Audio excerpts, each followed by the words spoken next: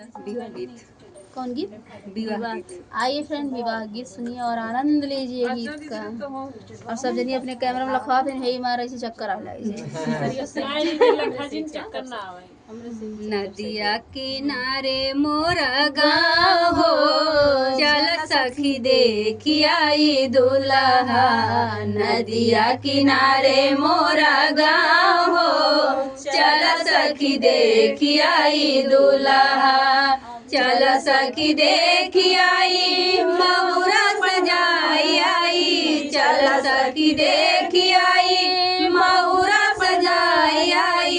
मऊरा पे नाचैला ग मोर हो, चल सखी देखी आई दुल्हा।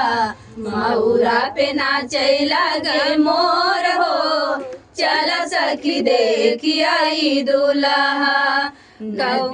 कौने के मड़ावा कौने के छानी, कौने के मड़ावा कौने के छानी, कौने के अच्छे हैं बिया हो, चल सखी देखी आई दुल्हा। कौने के रचे हैं बिया हो, चल सखी देखी आई दुल्हा। नदिया किनारे मोरा गाँव हो, चल सखी देखी आई दुल्हा। नदिया किनारे मोरा गाँव हो, चल सखी देखी आई दुल्हा। बाप के मड़ावा मतारी के छानी, बाप के मड़ावा मतारी के छानी, भैया के रचे हैं बिया हो, चल सखी देखी आई दुल्हा।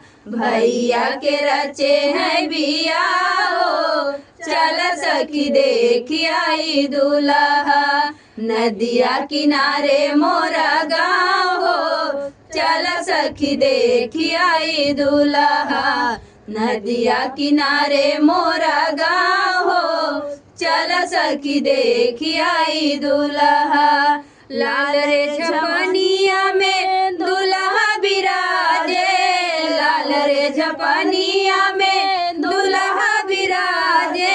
मऊरा मुकुट सोहे माथ हो, चल सखी देखी आई दुल्हा। मऊरा मुकुट सोहे माथ हो, चल सखी देखी आई दुल्हा। नदिया किनारे मोरा गाँव हो, चल सखी देखी आई दुल्हा।